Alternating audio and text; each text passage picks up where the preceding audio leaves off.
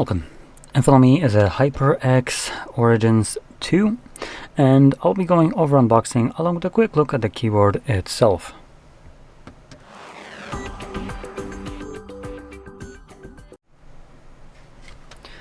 So let's get straight into this. We do have pull tabs, that's pretty nice.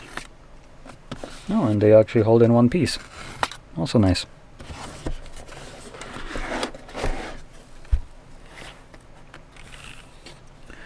So let's just whip out the keyboard right away. There we go. Additionally, we have our keycap puller and switch remover. And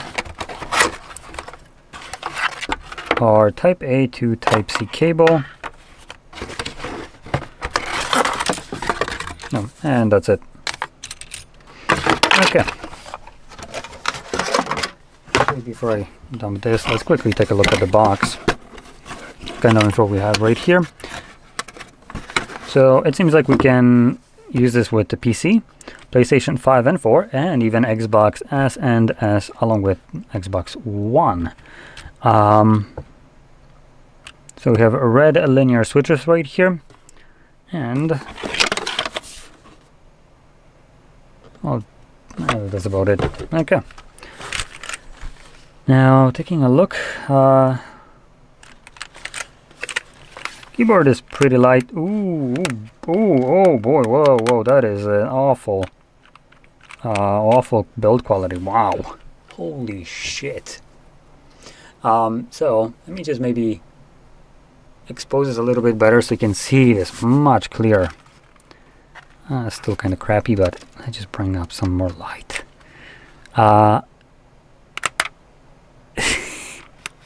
I'm not even putting much effort into this. This is just so it is suspended, but you can see, hopefully maybe you can see, there is a little bit of a kind of support to this, so you know, key presses aren't super hollow, but because of that, this is just straight up, like, you can see how easily it warps. Let's see what else we got. We got well, I got my monitor turning off for no reason. I'll be right back. I'm gonna fix that crap up.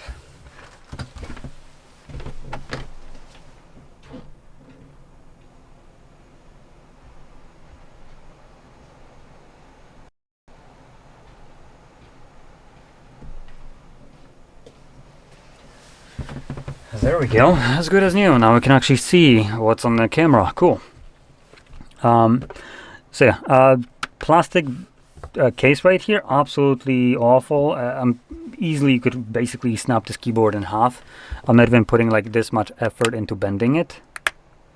So yeah, that's kind of weird. We got this, which I'm not even sure what the hell this is for. Is it to do this? Seems like you can basically just pull it out. I screwed it up. There is a little rubber seal.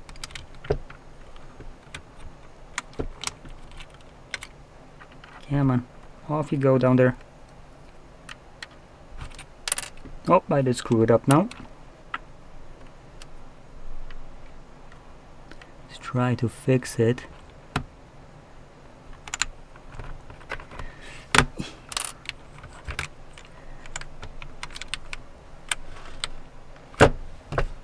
You know what, I can be bothered with this. But you can see there is a little bit of a rubber gasket going around it. In terms of switches, let's just grab the keycap puller. There we go.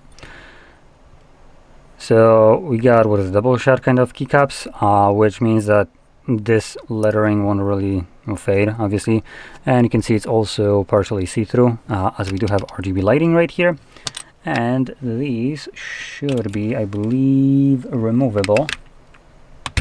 Yep, there we go. So there we go. Here's our red linear switch.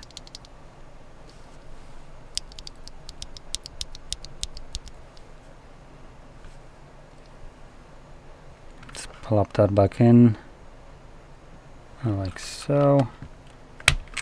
There we go.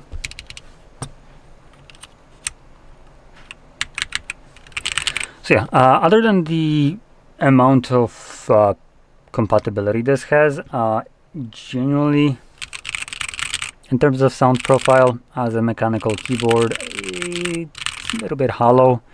So I am kind of a big fan of, you know, keyboards that have this very kind of nice sound, that talk.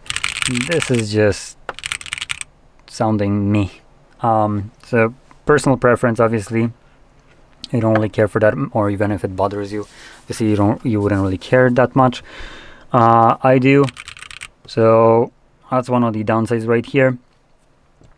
And other than that, the keyboard is, to say the least, generic. There's nothing like special happening right here, at least in terms of some knobs, dials, or stuff like that. And if I find the box, there we go, where I dropped it. We can see what do we got right here. Any kind of hot-swappable linear switches, cool, nothing special. O-ring mount, cool, yep, which I screwed up. Compatible grade 8K pulling. Sorry, competitive. So that's actually good. So for kind of like explanation, if this is how often, which is about 8,000 times per second, the keyboard checks for any kind of input changes, meaning that the moment you press a switch, it's gonna activate it like instantly. Now typically, obviously, you have a little bit lower response rate when you press the button before it actually checks and sends the information to the computer. This one checks it 8,000 times, so that's pretty good. Adjustable typing angle, and well, that's about it. So the only standout feature right here is the 8,000 polling rate, and that's about it. That seems like they're banking a lot on the fact that this is compatible with Xbox, PlayStation, and so on. But I don't think that is that great. Being RGB, hot swappable, again, that's not really a standout feature. So let's see what the price of this is actually, because if this is just like a, I don't know, couple hundred at best dollar keyboard, then maybe that's fine, although even a couple hundred is already way too much. Let's say $100, I will give it a pass. So what was the name? Origins 2.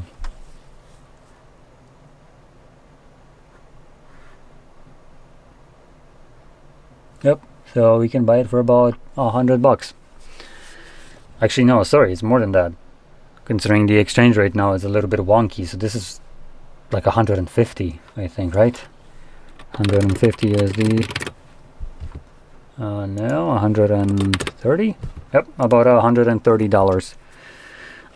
In any case, I feel that there is a couple of things lacking in this. Number one is just a wired keyboard, no wireless capabilities right here, so a bit of a yikes in my opinion.